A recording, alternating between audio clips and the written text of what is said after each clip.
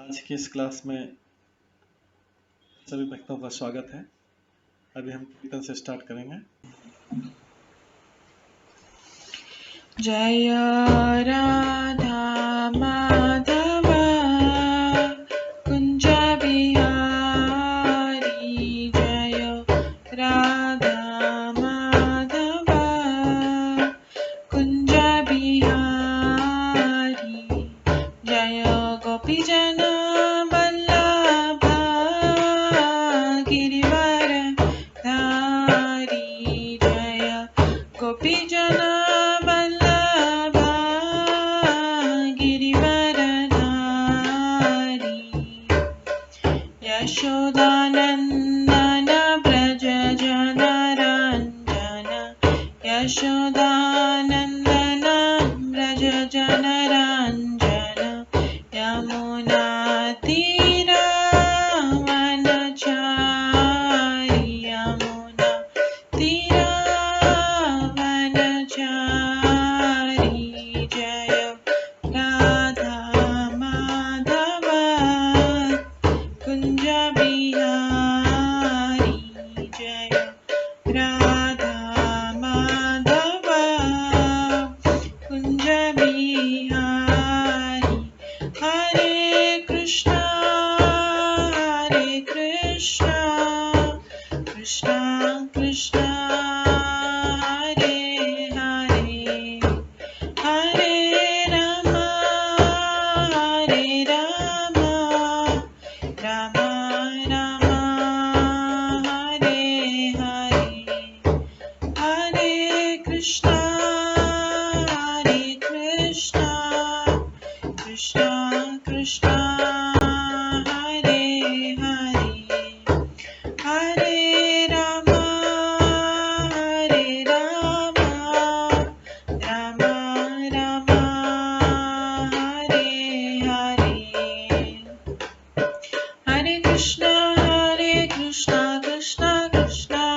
हरे, हरे राम राम राम हरे हरे, हरे कृष्णा कृष्णा कृष्णा हरे हरे, हरे राम राम राम हरे हरे, हरे कृष्णा कृष्णा कृष्णा हरे हरे, हरे राम राम राम हरे हरे, हरे कृष्णा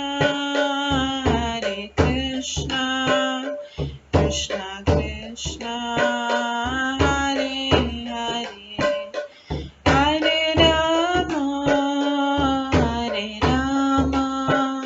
राम राम हरे हरे, हरे कृष्णा कृष्णा कृष्णा हरे हरे, हरे राम राम राम हरे हरे, जय राधा माधव राधे, जय राधा गोविंद राधे, जय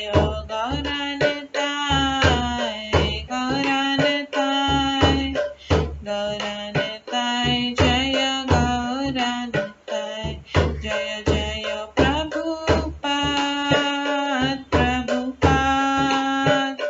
प्रभुपाद जय जय प्रभुपाद, जय जय गुरुदेव जय जय गुरुदेव, नित्य गौर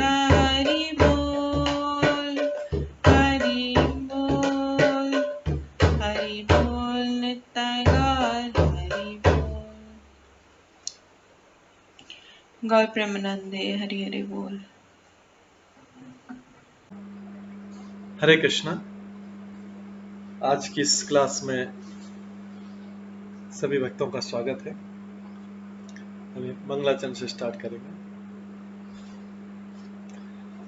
ॐ अज्ञानतिमिरन्धस्य ज्ञानाञ्जनशलाकया चक्षुरुन्मिलितं येन तस्मै श्रीगुरुवे नमः।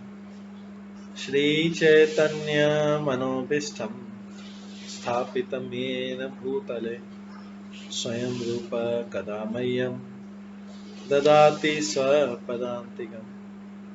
वन्देऽहं श्रीगुरो श्रीयुतपदकमलं श्रीगुरुं वैष्णवांश्च श्रीरूपं साग्रजातं सहगण रघुनाथान्वितं तं सजीवं साद्वैतं सावधूतं परिजनसहितं कृष्णचैतन्यदेवं श्रीराधाकृष्णपादान् सहगण ललिता श्रीविशाखान्वितांश्च नमो विष्णुपदाय कृष्णपृष्ठाय भूतले श्रीमते भक्तिवेदान्त स्वामिन्निति नामिने। नमस्ते सरस्वती देवे गौरवाणी प्रचारिणे निर्विशेष शून्यवादी पाश्चात्य देशातारिणे। वाञ्छाकल्पतरुभ्यश्च कृपा सिन्धुभ्येव च पतितानां पावनेभ्यो वैष्णवेभ्यो नमो नमः। जय श्री कृष्ण चैतन्य प्रभु नित्यानंद श्री अद्वैत गदाधर शिवासादि गौर भक्तवृंद। हरे कृष्णा कृष्णा कृष्णा हरे हरे, हरे राम राम राम हरे हरे। ओम नमो भगवते वासुदेवाय।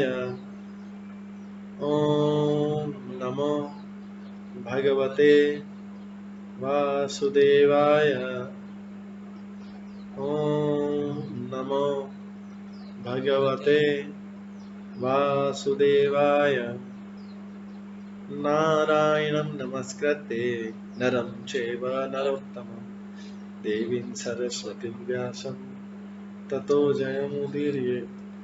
नष्टप्रायेषु भद्रेषु नित्यं भागवत सेवया भगवते उत्तम श्लोके भक्तिर्भवति नैष्ठिकी। कृष्णाय वासुदेवाय देवकी नंदनाय च नन्दगोपकुमाराय गोविन्दाय नमो नमः। सर्ववेदान्तसारमे श्रीभागवतम् इष्यते तद्रसामृतात् नान्यत्र स्याद्रति क्वचित्। आराध्यो भगवान् ब्रजेश कन्यस्तनधाम वृन्दावन रम्या काचिदुपासना व्रजवधूवर्गेण या कल्पिता। श्रीमद्भागवतं प्रमाणम् अमलं प्रेम कुमार्थमः श्रीचैतन्य महाप्रभुमतम् इदं तत्रादरो न परम्। मूकं करोति वाचालं पङ्गुलङ्घयते गिरिं यत्कृपातमहं वन्दे परमानन्दमाधवम्। हरे कृष्णा।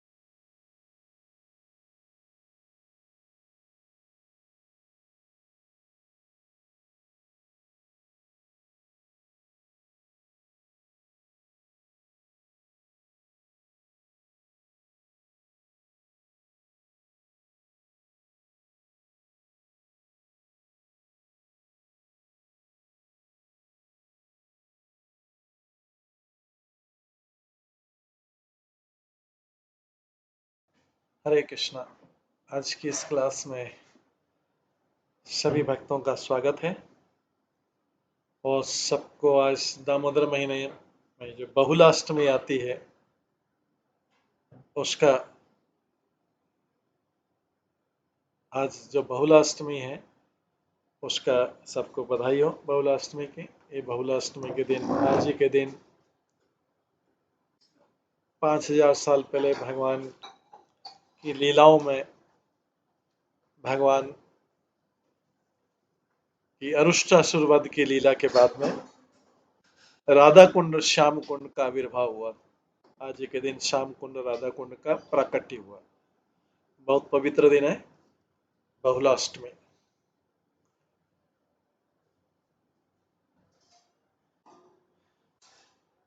कल हम श्रीमद् भागवतम के तीसरे स्कंद के 9वें अध्याय से श्रवण कर रहे थे। ये पिछले कुछ दिनों से हम श्रवण कर रहे हैं। सृजन शक्ति के लिए ब्रह्मा द्वारा स्तुति।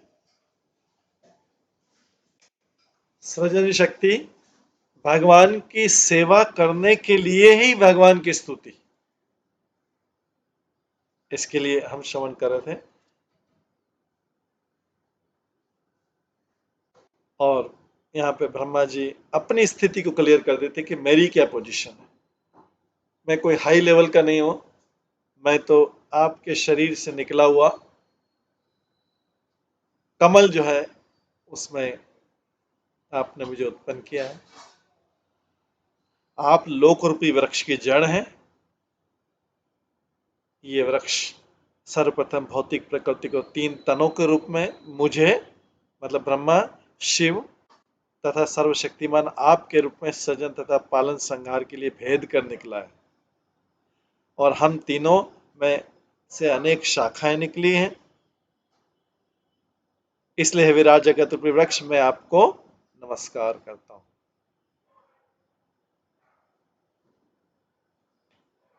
इस प्रकार से ब्रह्मा जी और भी प्रार्थना करते हैं। ये हमने जो कल वाली प्रार्थना थी उसको श्रवण किया था।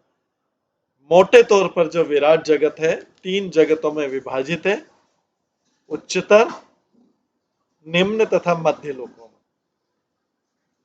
और तब परम मूल रूप में भगवान के प्राकट्य से विराट जगत 14 लोकों में फैलता है।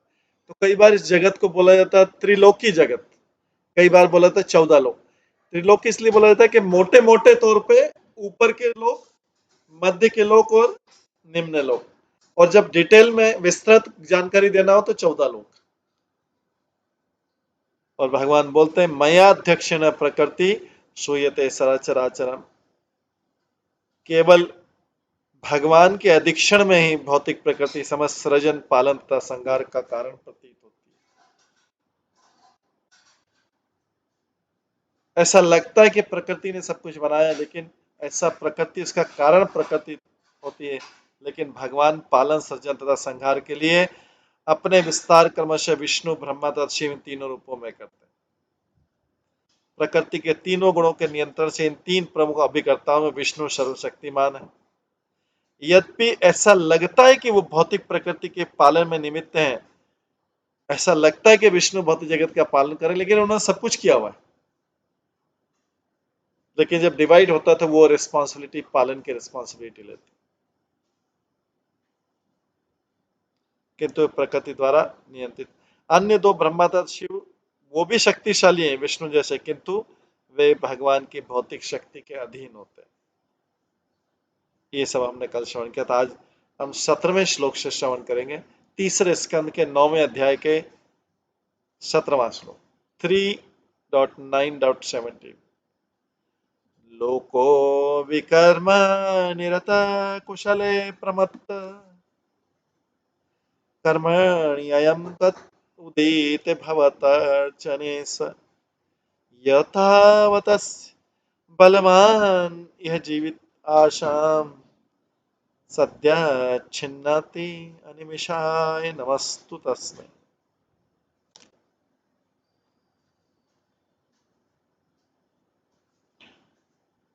बड़ा क्लियरली लिखा है, ऐसा क्लियरली किसी सामान्य तो इसका अनुवाद लिखा है लोको विकर्म निरत कुशले प्रमत्त।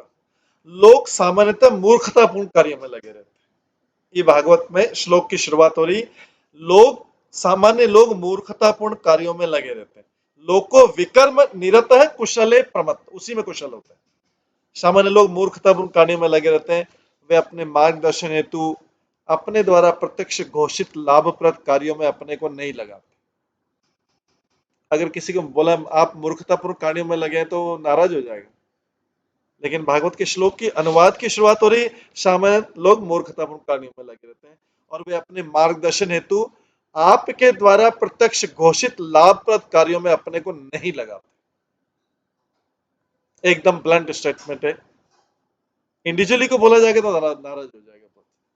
देखिए इसकी शुरुआत ही यहाँ पे से। वे भगवान द्वारा घोषित लाभप्रद कार्यों में अपने को नहीं लगाते।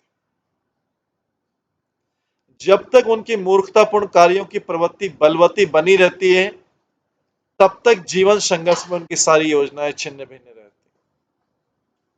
अतः मैं उनको नमस्कार करता हूं जो नित्य काल से। ये ब्रह्मा जी बोल रहे हैं। तो तात्पर्य में प्रभुपाद बताते हैं, सामान्य लोग निरर्थक कार्य में लगे रहते हैं। वे असली लाभप्रद कार्य के प्रति जो भगवान की भक्ति है और पारिभाषिक रूप में अर्चना विधान कहलाते हैं, बिल्कुल लापरवाह बने रहते हैं। जो असली लाभ प्रति भक्ति के प्रति लापरवाह बने रहते। क्लीन लिखा लोग मूर्खतापूर्ण कार्य करते हैं। वे असली लाभप्रद कार्यों के प्रति जो भगवान की भक्ति और पारिभाषिक रूप में अर्चना विधान कहलाते हैं, बिल्कुल लापरवाह बने रहते हैं। अर्चना विधानों का उपदेश स्वयं भगवान ने नारद पंचरात्रि में दिया है और उनका बुद्धिमान लोगों द्वारा कड़ाई से पालन किया जाता है। जो ये भली भांति जानते हैं कि जीवन का चरम उद्देश्य उन भगवान विष्णु तक पहुंचना है जो विराट जगत रूपी वृक्ष की जड़ है।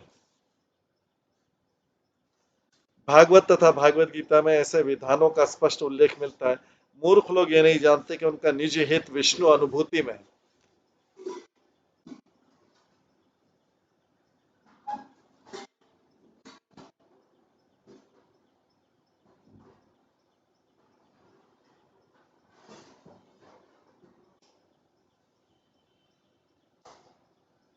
भागवत के 7वें स्कंद में कहा गया है, मतेन कृष्णे परतः सतो वा मिथ्यो अभिपद्येत ग्रह व्रतानाम अदांत गोभी विशताम तमस्त्रिम पुनः पुनश्चर्वित चर्वणानाम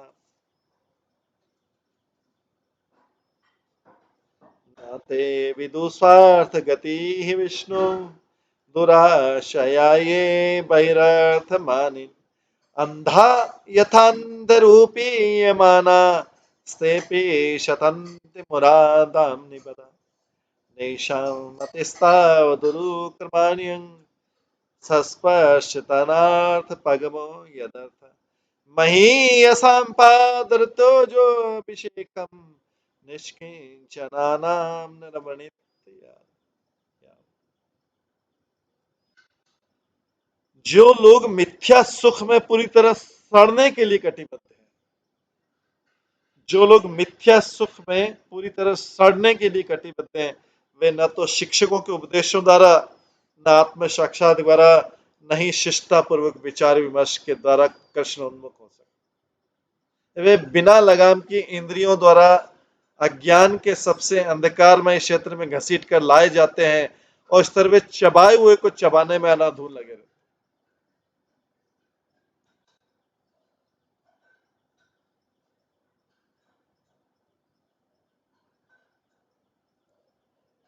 दूसरे श्लोक में है, वे पुनः अपने मूर्खतापूर्ण कर्मों के कारण नहीं जान पाते कि मानव जीवन का चरम लक्ष्य विराट जगत के स्वामी विष्णु को प्राप्त करना है। इस तरह उनका जीवन संघर्ष भौतिक सभ्यता की गलत दिशा में होता है जो बहिरंगा शक्ति के अधीन है। यदि अपने ही जैसे मूर्ख व्यक्ति द्वारा मार्ग दिखलाया जाएगा, जिस तरह यदि एक अंधा व्यक्ति दूसरे को रास्ता दिखलाता है तो दोनों गड्ढे में गिर जाते हैं। अगर एक अंधा व्यक्ति दूसरे अंधे व्यक्ति से सलाह ले कि किधर जाना चाहिए और कैसा काम करना चाहिए, किधर जाना चाहिए और कैसा काम करना चाहिए, एक अंधा व्यक्ति दूसरे को करे तो दोनों गड्ढे में जाके गिरे। ऐसा इस सामान्य जगत में देखा जाता है। एक अंधा व्यक्ति दूसरे अंधे व्यक्ति से सलाह लेता है, दूसरे अंधे व्यक्ति से सलाह लेता है। अरे भाई, सलाह लेना तो किसी आंख वाले से लो। तीसरी बार फिर मूर्ख, ये भागवत में बोला नेशा मति अवस्था, फिर मूर्ख बोला है। ऐसे मूर्ख लोग उस परम शक्तिमान के कार्यकलापों की ओर जो उनके मूर्खतापूर्ण कार्यों को वस्तु निष्प्रभावित करने वाला है, आकर्षण नहीं होते। वो अपने ऐसे कार्य के प्रति, मूर्ख लोग अपने ऐसे कार्य के प्रति आकर्षण नहीं होते जो उनकी मूर्खता को, ऐसे जो मूर्खता को खत्म कर दे उनकी, उसकी तरफ आकर्षण नहीं होते। जब तक कि उनमें बुद्धि नहीं आ जाती कि उनका मार्गदर्शन उन महात्माओं द्वारा हो जो भौतिक आसक्ति से पूर्णतः मुक्त। ये 3 श्लोक जो मर्तिना कृष्ण ने पढ़ते, न ते विदु स्वार्थ गति हिम विष्णु, और तीसरा नेशा मति। तीनों में मूर्ख मूर्ख मूर्ख है।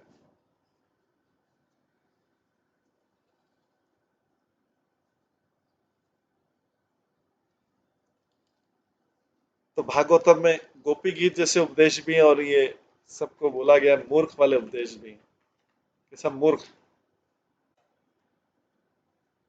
कड़े वचन भी है और नरम वचन भी है।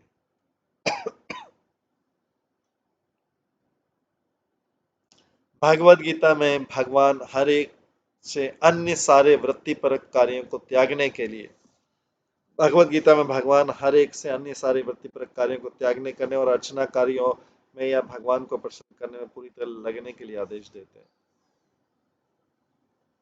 किंतु ऐसे अर्चना कार्य की ओर प्राय कोई आकर्षण नहीं होता। हर वैदिक व्यक्ति न्यून या अधिक रूप में ऐसे कार्यों के प्रति आकर्षित होता है जो परमेश्वर के प्रति विद्रोहात्मक कार्य। ज्ञान तथा योग की पत्तियां भी अप्रत्यक्ष रूप से भगवान के प्रति विद्रोहात्मक कार्य है। भगवान की अर्चना के अतिरिक्त अन्य कोई शुभ कर्म नहीं है।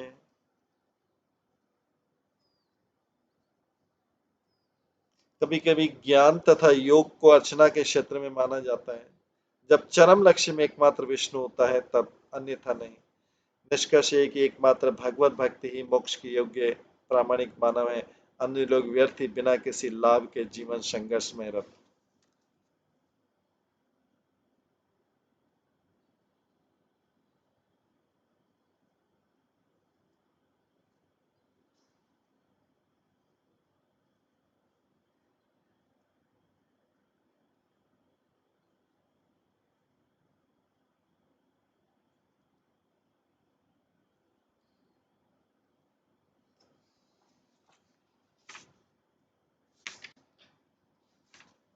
यस्मात् बिभेमि अहमपि द्विपरार्ध दिष्णम् अध्यासितः सकललोक नमस्कृतम्।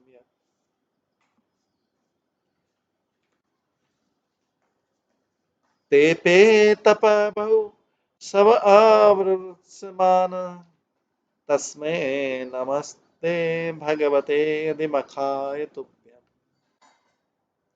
हे प्रभु, ब्रह्मा जी बोल रहे हैं, हे प्रभु मैं आपको सादर नमस्कार करता हूं जो अथक काल तथा समस्त यज्ञों के भोक्ता हैं।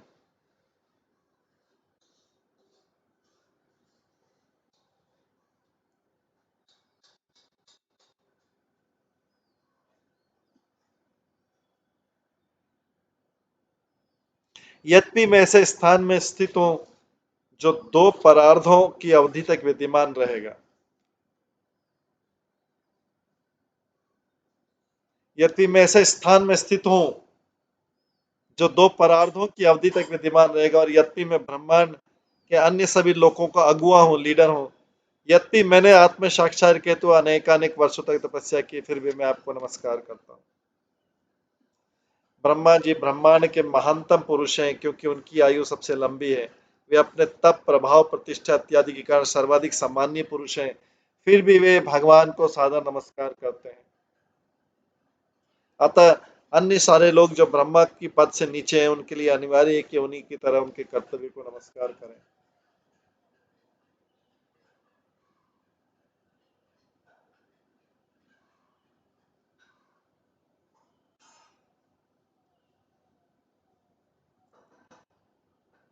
तिर्यक मनुष्य विबुधादिषु जीवयोनिषु आत्मैच्छयात्मकृत्सेतु परिप्रसयाय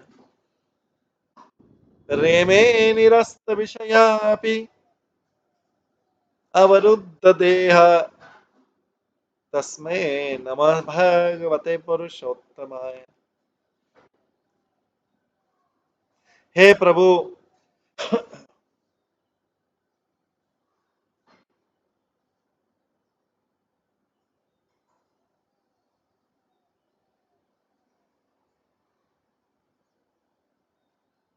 हे प्रभु, आप अपनी दिव्य लीलाएं संपन्न करने हेतु स्वेच्छा से विविध जीव योनियों में मनुष्यतर, पशुओं में तथा देवताओं में प्रकट होते हैं।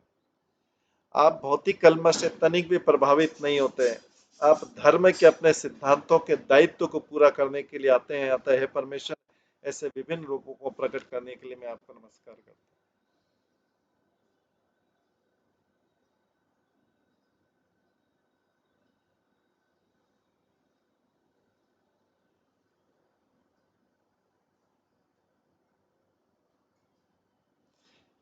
तात्पर्य, विभिन्न जीव योनियों में भगवान के अवतार सर्वथा दिव्य हैं। वे कृष्ण, राम इत्यादि अपने अवतारों में मनुष्य रूप में प्रकट होते हैं, किंतु वे मनुष्य नहीं हैं। जो व्यक्ति उन्हें सामान्य मनुष्य समझने की भूल करता है वह निश्चय अल्पज्ञ है। जैसा कि भागवत गीता में कहा गया, अवजानन्ति माम मूढ़ा मानुषिम तनुमाश्रितम। फिर मूढ़ा, भगवान कितनी बार भागवत और भागवत गीता में लोगों को मूर्ख बोलते हैं। क्लियरली मूढ़ मतलब मूर्ख। अवजानन्ति माम मूढ़ा मानुषितम नाश। भौतिक जगत में आज के युग में आप किसी को मूर्ख नहीं बोल सकते। यूर फूल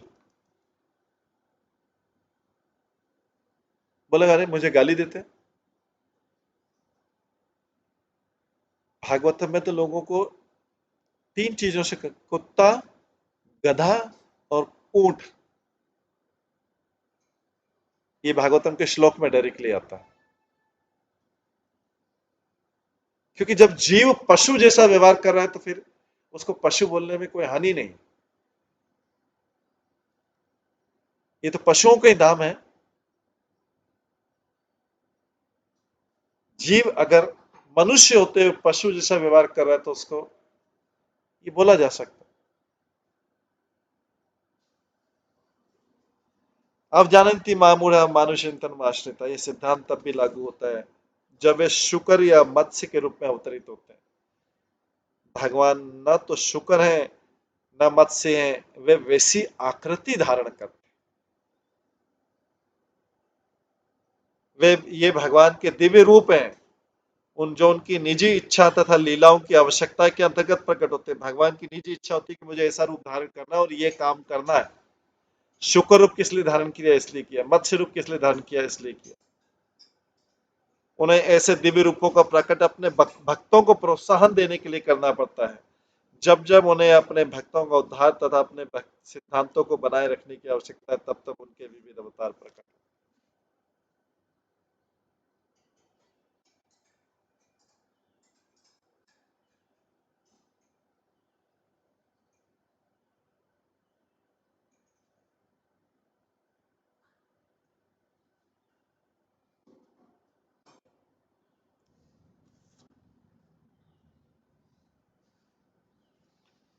या विद्ययानो प्रहतपि दशार्धवृत्त्या निद्रां वह जठरीकृतलोक यत्र अन्तर्जले अहि कशोऽपि स्पर्शनुकूलानां भीमार्मिमालिनी जनस्य सुखम विवर्णम्। हे प्रभु, आप उस प्रलयकालीन जल में शयन करने का आनंद लेते हैं जहां प्रचंड लहरें उठती रहती, और बुद्धिमान लोगों को अपनी नींद का सुख दिखाने के लिए आप सर्पों की शैया का आनंद भोगते। उस काल में ब्रह्मांड के सारे लोग आपके उदर में स्थित रहते हैं। जब आप सो जाते हैं सर्पों की शैया में, तो सारे ब्रह्मांड आपके अंदर चले जाते। तो तात्पर्य ये ब्रह्मा जी प्रार्थना करें भगवान की, तो तात्पर्य में ऐसे लोग जो अपनी शक्ति की सीमा से परे नहीं सोच पाते हैं, कुएं में उन मेंढकों के समान है।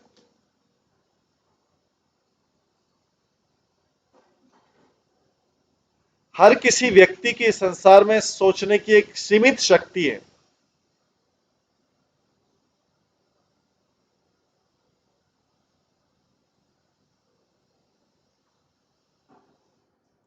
हर ऐसे लोग अपनी शक्ति की सीमा से परे नहीं सोच पाते, कुएं के उन मेंढकों के समान है जो विशाल प्रशांत महासागर की लंबाई चौड़ाई की कल्पना नहीं कर सकते। हर व्यक्ति के संसार में सीमित शक्ति सोचने से एकदम लिमिटेड है। तो इसलिए कोई व्यक्ति अपने आप को सही बोलता है, कोई दूसरा व्यक्ति अपने आप को सही बोलता है। फिर गलत कौन है इस संसार में? फिर गलत कौन है? जब हर व्यक्ति अपने आप को सही बोलता है तो गलत कौन है? यहाँ पे तो लेकिन भगवान तो बोलते हैं यहाँ पे, हमने जो भी श्लोक में, सामान्य लोग सारे मूर्खतापूर्ण कार्य, सब लोग मूर्ख, सामान्य लोग सभी गलत। गलत में कोई थोड़ा गलत हो सकता है, कोई ज्यादा गलत हो, लेकिन सभी गलत। तो सही कौन है? जो भगवान की आज्ञा के अनुसार और शास्त्र की आज्ञा के अनुसार चले वही सही है, बाकी सब गलत। इसी को बोला गया इसी श्लोक में आगे जब बोलते हैं बुद्धिमान कौन है?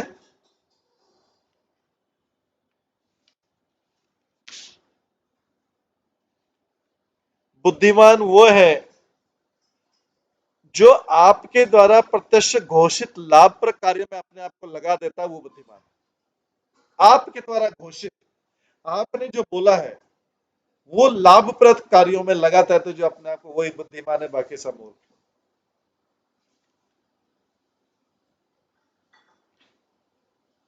क्योंकि सबके पास सीमित शक्ति है, इसलिए सारा इस संसार का लड़ाई झगड़ा क्या है?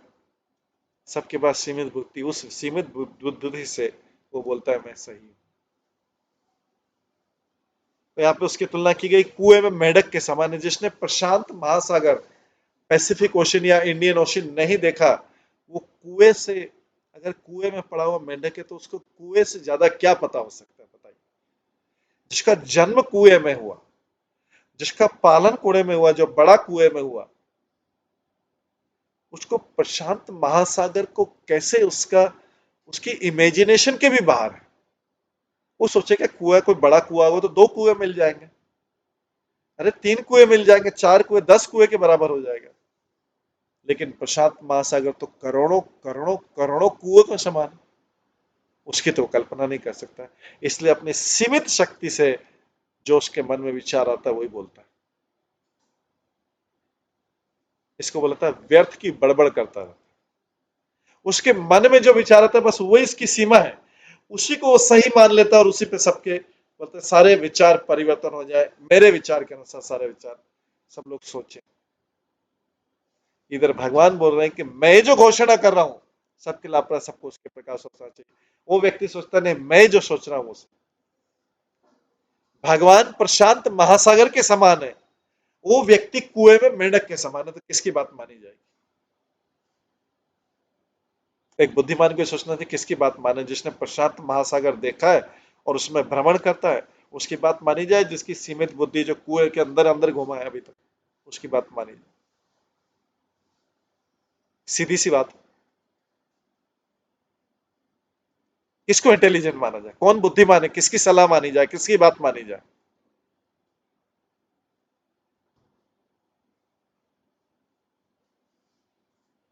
और भगवान ने घोषणा की सारी चीजें, भागवत गीता, भागवतम और वेदों में घोषणा की। वो वेद सागर के समान है, भागवतम भागवत गीता सागर के समान। तो इनको सही माना जाए या एक सामान्य व्यक्ति जो कुएं में रहने वाला मेढक है उसकी बात माने? जो विशाल प्रशांत महासागर की लंबाई चौड़ी की कल्पना भी नहीं कर सकते।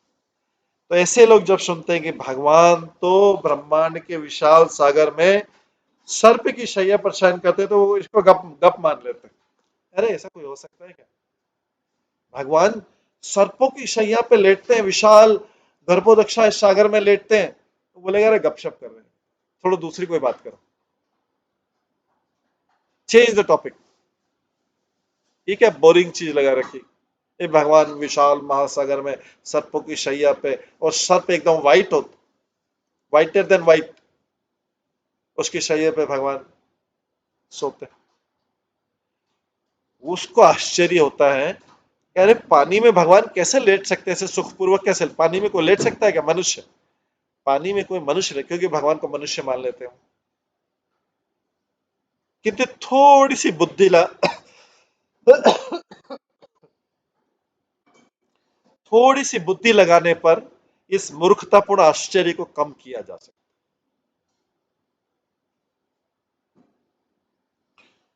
समुद्र की तली में ऐसे विविध जीव हैं जो भोजन भी करते हैं, सोते भी हैं, रक्षा भी करते हैं, संभोग भी करते हैं और शारीरिक कार्यों को आनंद लेते हैं। ऐसे करोड़ों जीव हैं समुद्र के अंदर जो करते हैं, तो फिर भगवान क्यों नहीं कर सकते? अगर थोड़ा सा भी मनुष्य एक स्टेप आगे सोचे, अरे भाई बड़े मगरमच्छ, बड़ी बड़ी मछलियां जिनके वजन होता है, बोलते हैं कि टन्स एंड टन्स, अगर कोई डेड मछली वेलोर बाहर आ जाए तो उसको 50 लोग उठाने में लगेंगे, 50 लोग भी कम है उठाने में, 50 लोग भी कम है उसको उठाने में, क्योंकि टन्स में है उसका वजन।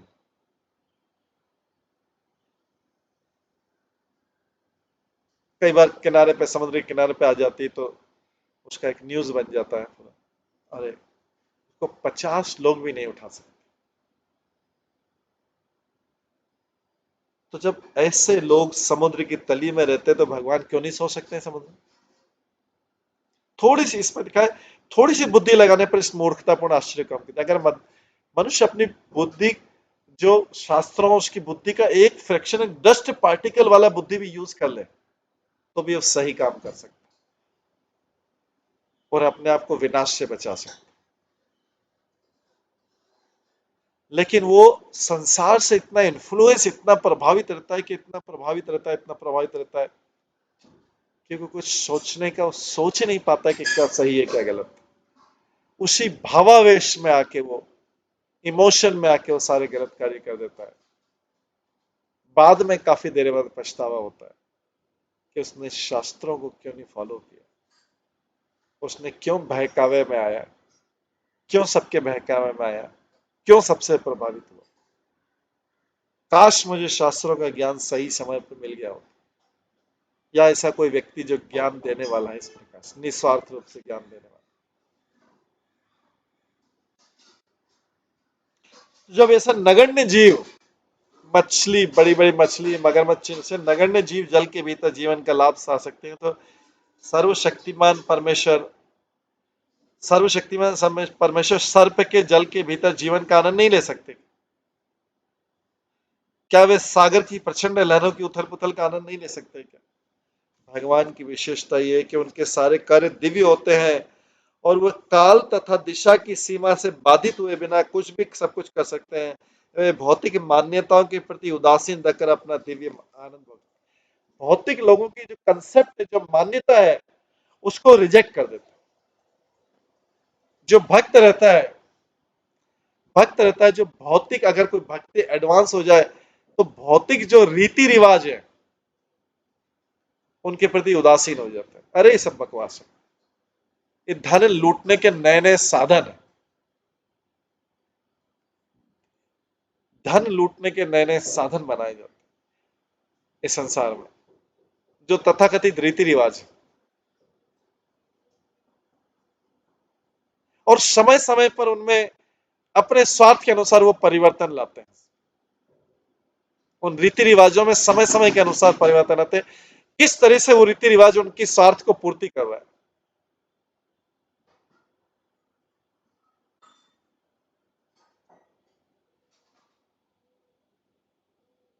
अगर कोई रीति रिवाज उनके स्वार्थ की पूर्ति करता है, उसको बढ़ा देते, एक्सटेंड कर देते हैं। कोई रीति रिवाज उनके स्वार्थ की पूर्ति, उसको बोलते हैं कम होने, नहीं ये कोई रीति रिवाज नहीं है, तो ऐसे ही पुराने। और नहीं तो नहीं नहीं, ये तो रीति रिवाज है। और इस तरीके से व्यक्ति इस संसार में कायदे कानून, एक अपना पैरेलल गवर्नमेंट बनता है। एक तो भगवान की गवर्नमेंट है और एक एक दूसरी गवर्नमेंट है जो प्राइम मिनिस्टर चलाता है, और तीसरी गवर्नमेंट जो चलती है लोगों के रीति रिवाज। ये सब धन ऐंठने के, एक्सप्लॉयटेशन करने के, धन का शोषण करने के, धन लूटने के नए नए तरीके।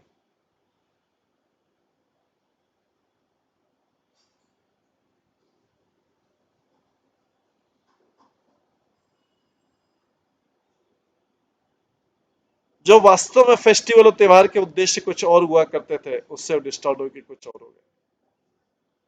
इसमें सारा संसार लिप्त है, सारी मार्केटिंग कंपनी, प्रोडक्ट कंपनी, ये वो एडवर्टाइजमेंट भी उसी तरीके से करते, नए नए डे बनाते हैं जो आज से 20 साल पहले नहीं हुआ करते थे। नए नए डे बनते हैं।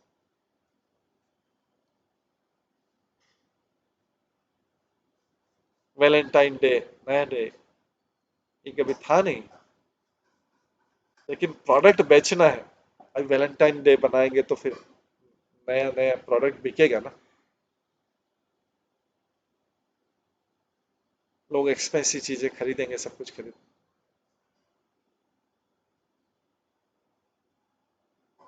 फिर father's day, mother's day, daughter's day, son's day, कौन कौन से डे, क्योंकि इससे बिक्री होती है साहब। व्यक्ति गिफ्ट खरीदेगा, नहीं तो मार्केट चलेगा कैसे अगर ऐसी डिमांड नहीं क्रिएट की जाएगी।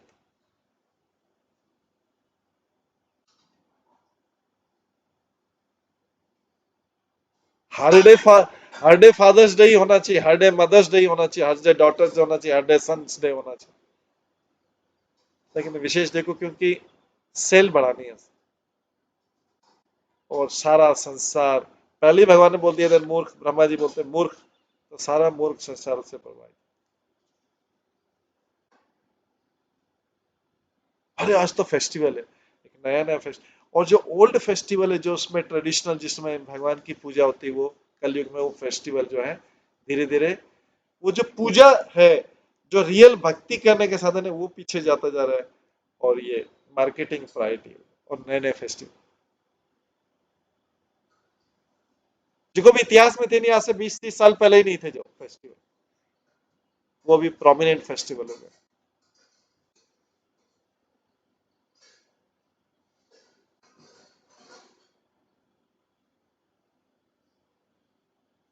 विजयादशमी, दशहरा का त्योहार बहुत महत्वपूर्ण त्योहार है मनुष्य के जीवन में। इस दिन रामचंद्र ने रावण पर विजय पाई थी, बड़ी खुशी का दिन है। और जो दीपावली है उस दिन रामचंद्र अयोध्या वापस आए थे लंका से, बहुत इंपॉर्टेंट है। उस हिसाब से ये अगर देखा जाए शास्त्रों के हिसाब से बहुत इंपॉर्टेंट फेस्टिवल है। रामचंद्र ने रावण पर विजय पाई थी, भगवान ने दुष्टों का संहार किया। भगवान आते हैं परित्रणाय साधूनाम विनाशाय दुष्कृताम, तो जो भागवत गीता में पर्पस लिखा है उसका वो एक पर्पस, 3 में से एक उद्देश्य पूरा किया था, बड़ा उद्देश्य, सेलिब्रेशन होना चाहिए उसका। लेकिन शायद अभी मार्केटिंग जो कंपनीज हैं उनको ये दशहरा का कुछ मिला नहीं, ऐसा थीम नहीं मिला जिसपे वो इस पे अपने प्रोडक्ट बेचे के, इसलिए वो फेस्टिवल चुपचाप चले जाता है बेचारा। लेकिन अगर देखा जाए तो रामचंद्र की रावण पे विजय तो बहुत बड़ा फेस्टिवल है, पूरे लंका में सेलिब्रेशन हुआ, अयोध्या वालों को पता लगा, अयोध्या में सेलिब्रेशन हुआ, ब्रह्मांड में सेलिब्रेशन हुआ, रावण के मरने में पूरे ब्रह्मांड में सेलिब्रेशन हुआ। तो यहां पर जो बताया गया कि वे जो भगवान के भक्त होते हैं वे भौतिक मान्यताओं के प्रति उदासीन होते हैं, न्यूट्रल रहते हैं, ये छोड़ो, ये नई नई चीजें कर ली इन्होंने, नई नई, वो ओल्ड चीजों को तो भूल गए, जो मेन सेलिब्रेशन होना था उसको तो भूल गए। ये तो हर घर में सेलिब्रेशन होना चाहिए। आज भी लोग दशहरे को सेलिब्रेट करते हैं, और दशहरे के अगले दिन एक दूसरे के घर जा, एक ये प्रथा अभी देखिए, एक दूसरे के दिन घर जाते थे, अगले दिन एक दूसरे के घर जाते थे और एक दूसरे को बधाई देते थे। किस चीज की बधाई? रामचंद्र ने रावण के विजय प्राप्त की, ये बधाई देते थे, एक दूसरे के घर जाते थे कांग्रेचुलेट कर।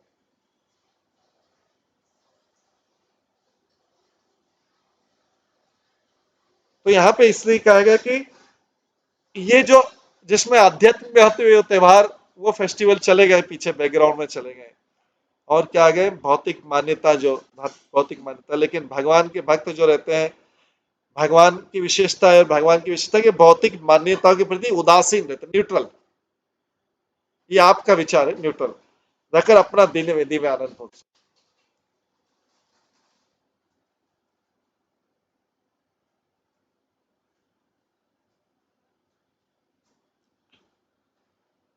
यत्नाभिपत्न भवना तमासिम आसम्मिड्य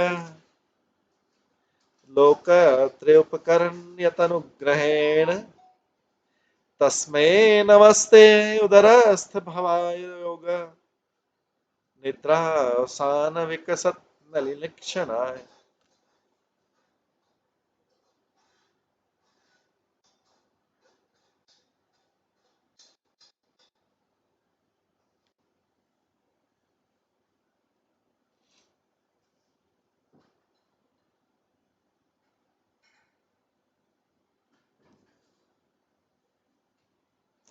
हे मेरी पूजा के लक्ष्य, भगवान से ब्रह्मा जी बोल रहे हैं, मेरी पूजा के लक्ष्य, मैं आपकी कृपा से ब्रह्मांड की रचना करने हेतु आपके नाभि कमल कमल से उत्पन्न हुआ। वहीं से ग्रेटिट्यूड चालू हुआ। कहां से? मैं आपके नाभि रूप, आपका काम करने के लिए अपना कमल नाभि रूपी घर से उत्पन्न हुआ। जब आप नींद का आनंद ले रहे थे, तब ब्रह्मांड के सारे लोग आपके दिव्य उदर के भीतर स्थित थे। जब आपकी नींद टूटी तो आप नेत्र प्रातः काल में खिलते हुए कमल की तरह खुले हुए आपके नेत्र। भगवान सोते नहीं है, हमारा सोना तमोगुण वाला। भगवान योग निद्रा करते हैं, अपना ध्यान स्वयं करते हैं। इसको बोलते हैं योग निद्रा। योग निद्रा में भगवान की आंखें पूरी बंद नहीं रहती, भगवान की आंखें अर्ध खुली रहती। इसलिए जो लोग योग साधना भी करते हैं, पूरी तरह आंखों को बंद करने, क्योंकि पूरी तरह आंखों बंद करने में नींद आ जाएगी। और आंखें खोल के देखेंगे, फाड़ फाड़ के देखेंगे तो भौतिक जगत पूरा दिखेगा। इसलिए आंखों को ढकना, मतलब आंखों को ढकना है केवल, जिससे नींद भी नहीं आए और भौतिक जगत भी दिखाई नहीं दे। तो ये अर्ध खुली, भगवान ऐसी योग निद्रा रहती। हम सोते हैं तो तमोगुण की नींद, सब कुछ भूल जाते हैं, भगवान को भी भूल जाते हैं। सबको भूल जाना ठीक है, भौतिक जगत को कोई प्रॉब्लम नहीं है, लेकिन नींद में भगवान को भी भूल जाते हैं। इसको बोला गया है तमोगुण, हमारी नींद होती तमोगुण वाली नींद होती। कोई बोल सकता है कि मैं तो बीच में उठ के देखता हूँ, याद कर, लेकिन जब जब तक नींद में है व्यक्ति, ये तमोगुण की पूरी तरीके से, हो सकता है संसार तो फिर भी स्वप्न में याद आ जाए किसी रूप में कि आज ये हुआ था, आज ये हुआ, लेकिन भगवान को पूरी तरह भूल जाता है। इसलिए उसको नींद को बोलते हैं तमोगुण नींद। भगवान होती योग निद्रा, वो भी उनका योग है। जैसे हमारे लिए कर्म योग है, ज्ञान योग है, ध्यान योग है, भक्ति योग है, भगवान के लिए भी योग है। अपने आप से ही जुड़े रहते हैं भगवान। उस समय योग निद्रा में रहते हैं। उस समय सारे ब्रह्मांड भी सो जा, ब्रह्मांड के सारे जीव भी उनके उदर में प्रवेश करके, पूरे ब्रह्मांड के ब्रह्मांड को उदर में प्रवेश करके सोते हैं। भगवान का शरीर इतना विशाल है। और जब भगवान की नींद टूटती है तो ब्रह्मा जी बोल रहे हैं, आपके नेत्र प्रातः काल में खिलते हुए कमलों की तरह खुले हैं। खुले हैं तो देखते हैं कि हम कमल जैसे लगते हैं। और भगवान की निद्रा को देख, भगवान की निद्रा भी दर्शनीय है। जैसे भगवान, हम अगर कभी रंगनाथ जी के दर्शन करने जाए या आदि पद्मनाभ के दर्शन करने जाए तो भगवान योग निद्रा में रहते हैं। ऐसा नहीं कि आराम कर रहे हैं, भगवान आराम नहीं करते हैं। भगवान को क्या आराम करने की जरूरत, योग निद्रा में अपने आप से योग में रहते हैं। और भगवान बहुत सुंदर लगते हैं, उसके दर्शन होते हैं। एक प्रभु बता रहे थे कि अगर कोई मनुष्य सोता है तो कैसा लगता है, उसको सोने के पास कोई बढ़ जाए तो वो बड़ा लगता है कि वो एकदम जैसा लगता है कोई राक्षस हो रहा, भूत प्रेत हो रहा। अगर किसी व्यक्ति को सोते हो जाए तो उतना देखने की इच्छा नहीं होगी, एक्सेप्ट छोटे शिशु को देख, क्योंकि उसके बाल बिखरे हुए होंगे और ये इसका लेकिन भगवान को सोने का, भगवान को अगर भगवान सोते हैं तो दर्शन करने लायक है। और भगवान उठते हैं तो और भी दर्शन करने लायक है। लिखा है, आज जब आपकी नींद टूटी तो आपके नेत्र प्रातः काल में खिले कमल की तरह खुले हुए थे। और कोई व्यक्ति उठता है, कोई मनुष्य उठता है तो कैसा लगता है, भूत प्रेत जैसा लगता है, बाल बिखरे हुए, आंखें बंद, और ये इस तरीके से वो विशेष ही आकृति का लगता है। तो भगवान के सोने में, सोए हुए दर्शन करने में और उठने में दोनों ही दिव्य हैं। व्यक्ति का सोया हुआ भी और उठा हुआ भी एकदम उठा हो तो भी वो, अगर किसी के बाल बिखरे हो, कोई ऐसा आ जाए तो व्यक्ति थोड़ा डर जाए।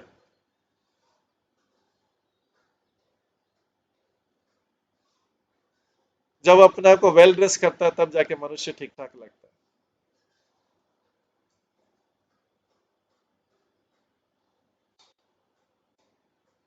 तो यहाँ पर जब आप नींद का आनंद ले रहे हैं तब ब्रह्मांड के सारे लोग आपके दिव्य उदर के भीतर स्थित। जब आपकी नींद टूटी है तो आपके नेत्र प्रातः काल में खिलते हुए कमल की तरह खुलेगा।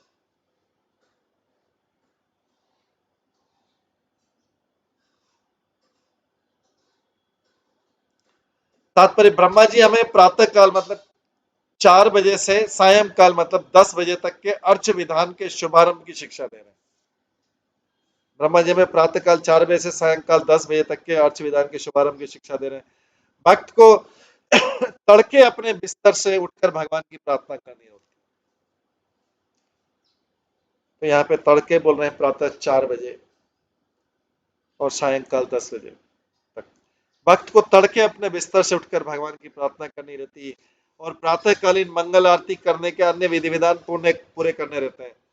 जो अभक्त मूर्ख होता है वो जन अर्चना की मात्रा न समझकर विधि विधान की आलोचना करता है। जो मूर्ख व्यक्ति है, मूर्ख जन है, वो सोया रहता है उस समय जब प्रातःकाल होता है और इन विधि विधानों की आलोचना करती है। ठीक है, बाद में देख लेंगे। किंतु उससे यह नहीं दिखता कि भगवान भी स्वेच्छता से सोते हैं।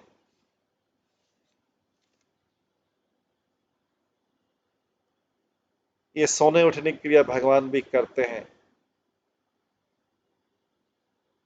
सोना और उसके बाद उठना।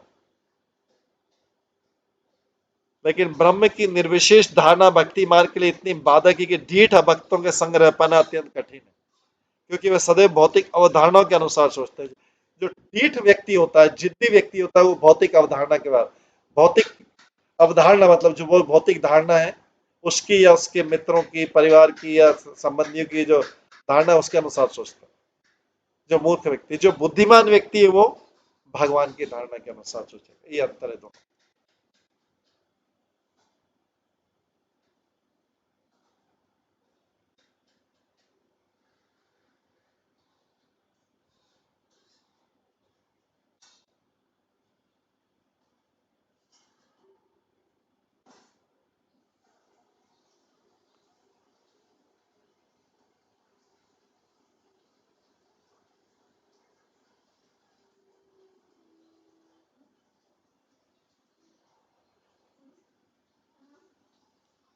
ब्रह्म की निर्विशेष धारणा भक्ति मार्ग के लिए इतनी बाधक है कि ढीठ भक्तों के संग रह पाना कठिन है, क्योंकि वे अभक्त लोग क्या करते हैं, ढीठ अभक्त, वे सदैव भौतिक अवधारणाओं के अनुसार सोचते हैं। तो भगवान की लाइन में थिंकिंग नहीं करते। और निर्विशेषवादी सदैव उल्टा सोचते हैं। वे सोचते हैं कि चूंकि पदार्थ के रूप में, वे सोचते हैं कि चूंकि पदार्थ के रूप में इसलिए आत्मा रूप विहीन होगा। चूंकि पदार्थ में निद्रा आता, आत्मा में निद्रा नहीं हो सकती, और चूंकि अर्चना में अर्च विग्रह की निद्रा को स्वीकार किया जाता है, अतः अर्चना माया है। ये समस्त विचार मूलतः भौतिक है। तो भी सकारात्मक या नकारात्मक रूप से सोचना भौतिकता है। वेदों के श्रेष्ठ स्रोत से स्वीकार किया गया ज्ञान मानक होता है। श्रीमद् भागवतम के श्लोकों में अर्चना की स्तुति की गई है। सृजन का कार्य अपने हाथों में लेने के पूर्व ब्रह्मा ने देखा कि प्रातःकालीन भगवान प्रातःकालीन जल की लहरों में सर्प की सैया में सो रहे। इसलिए शयन करना भगवान की अंतरंगा शक्ति के निहित रहता है। भगवान का शयन करना उनकी अंतरंगा शक्ति के निहित रहता है। हमारा शयन करना माया की गोद में सोते हैं, तमोगुण में सोते हैं, भगवान को भूल के सोते हैं, नींद में भूले रहते हैं। लेकिन भगवान अंतरंगा शक्ति के अंतर्गत सोते हैं, योग निद्रा में सोते हैं, अपने आप का ध्यान करते हैं। इसलिए शयन करना भगवान की अंतरंगा शक्ति के निहित रहता है और भगवान के शुद्ध भक्तगण जैसे ब्रह्मा तथा उनकी परंपरा के भक्त इससे इनकार नहीं करते। यहाँ पे स्पष्ट कहा गया कि भगवान जल की प्रचंड लहरों के बीच अति सुखपूर्वक सो रहे थे, जिसके द्वारा वे दिखाना चाह रहे थे कि वे अपनी दिव्य इच्छा से कुछ भी कर सकते हैं।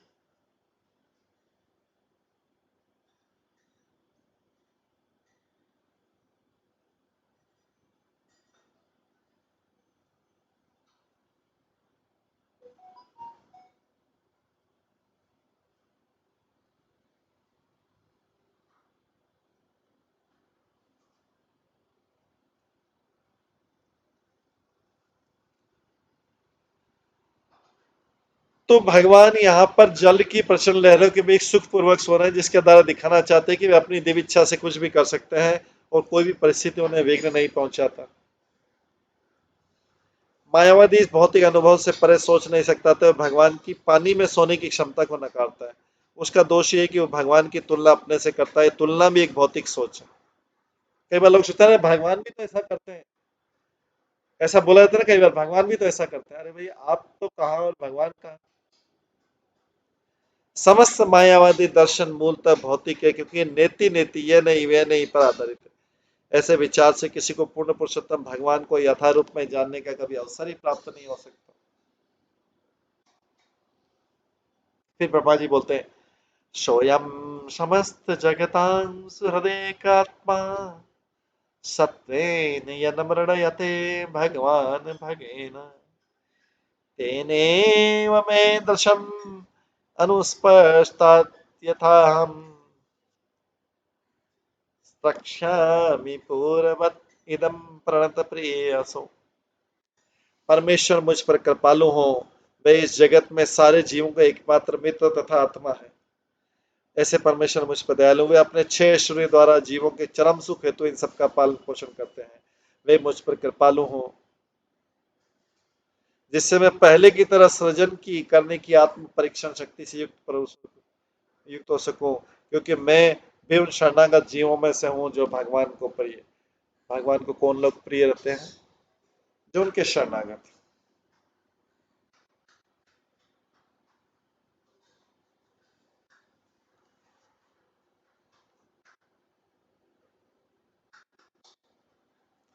भगवान पुरुषोत्तम अथवा श्री कृष्ण दिव्य तथा भौतिक दोनों ही जगतों में सबके पालन करता है।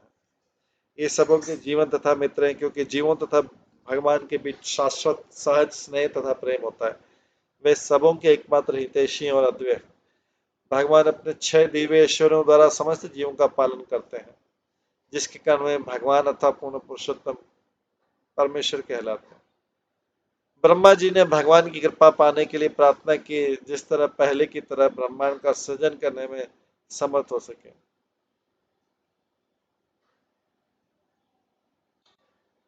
वे केवल भगवान की अहेतुक कृपा से वे मरीचि तथा नारद जैसे भौतिक तथा आध्यात्मिक विभूति का सृजन कर सके। ब्रह्मा ने भगवान से प्रार्थना की, क्योंकि शरणागत के प्रति वे अति प्रिय रहते हैं। शरणागत आत्मा भगवान के अतिरिक्त अन्य किसी को नहीं जानता थे, भगवान उसके प्रति अत्यधिक वत्सल रहते हैं। Very important. शरणागत आत्मा जो है भगवान के अतिरिक्त किसी को नहीं जानता। शरणागत आत्मा भगवान के अतिरिक्त किसी को नहीं जानता, अतः भगवान भी उसके प्रति अति वत्सल रहते हैं। भगवान को भी उसका पूरा के, इसलिए भगवान को बोलता है भक्त वत्सल।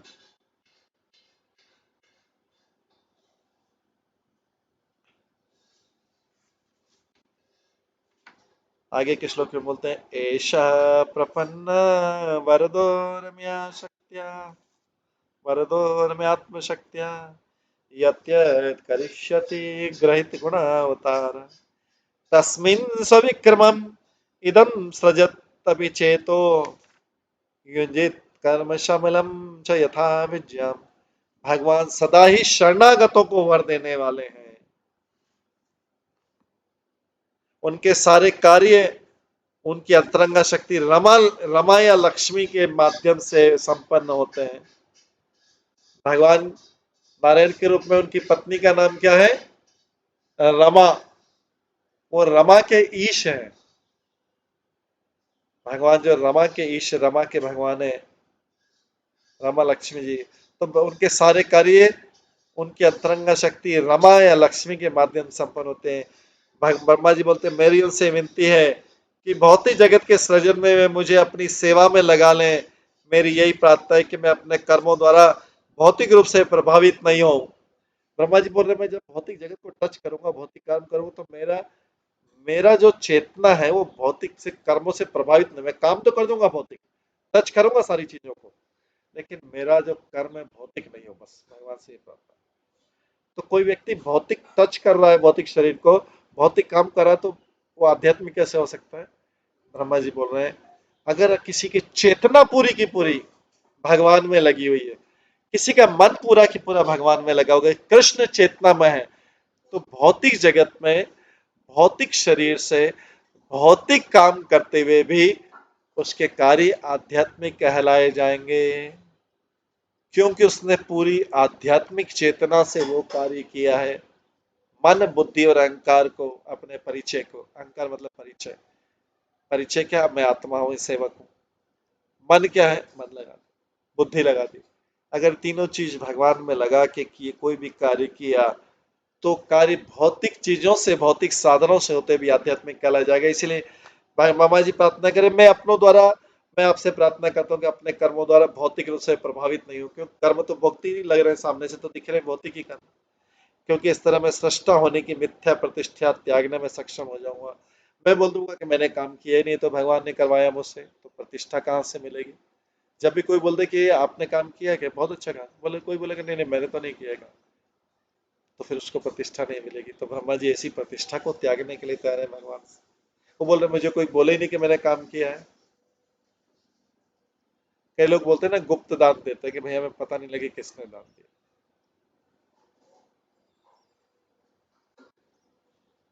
कौन सा काम है मैंने कर दिया, पता ही नहीं लगा, किसी को पता ही नहीं लगा मैंने काम कर दिया।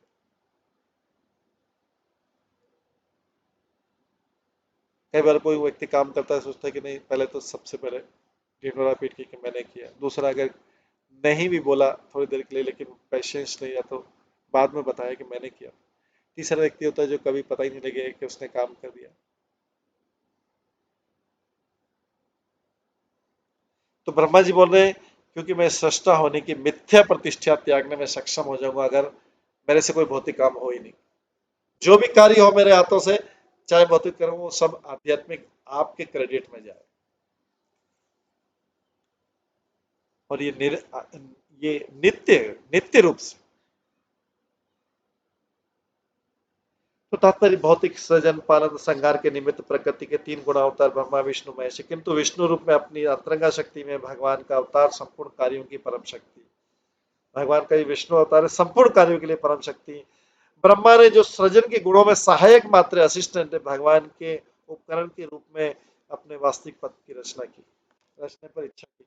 ब्रह्मा जी बोल रहे हैं मैं आपका उपकरण बना रहा हूँ, कोई ये नहीं बोले कि मैंने काम किया। मैं, आप मेरे को यूज करके काम करवाइए बस, मतलब मेरे को अपनी सेवा में लगा दीजिए, तो मैं भौतिक कार्य भी करूँ, लेकिन लोगों को लगना चाहिए कि मैंने नहीं किया, आपने किया।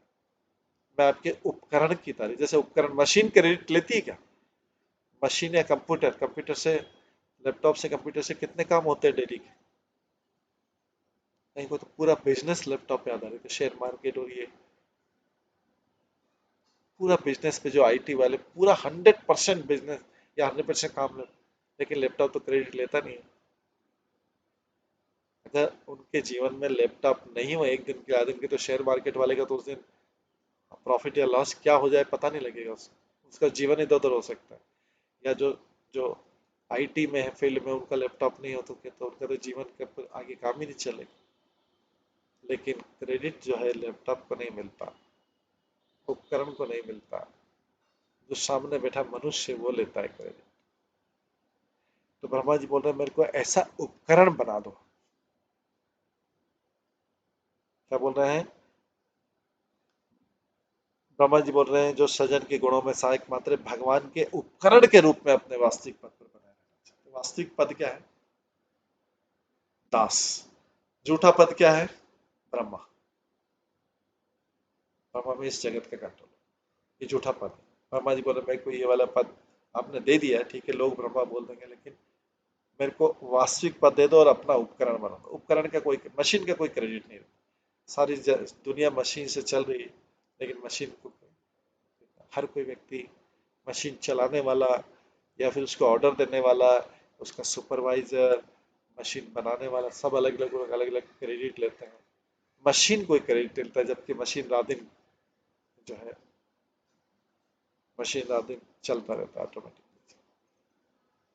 ना उसमें क्रेडिट लेने की बाद में कोई टेंडेंसी है, उसको कोई रिवार्ड नहीं चाहिए, वो साइलेंट है। तो ब्रह्मा जी बोले मेरे को ऐसा उपकरण बना दो। भगवान का प्रिय बनने और वर पाने की यही विधि है। मूर्ख लोग अपने द्वारा निमित्त संपूर्ण सज्जनों का श्रेय लेना चाहते हैं, किंतु बुद्धिमान लोग यह भली भांति जानते हैं कि भगवान की इच्छा के बिना एक पत्ती भी नहीं हिल सकती है। इस तरह अद्भुत सृजनों का श्रेय भगवान को मिलना चाहिए, मिल नहीं पाता उनको। एकमात्र आध्यात्मिक चेतना के द्वारा, तो यही चीज आ गई, किसके द्वारा? एकमात्र आध्यात्मिक चेतना के द्वारा ही मनुष्य अपने को भौतिक संसार के कलमश से मुक्त कर सकता है।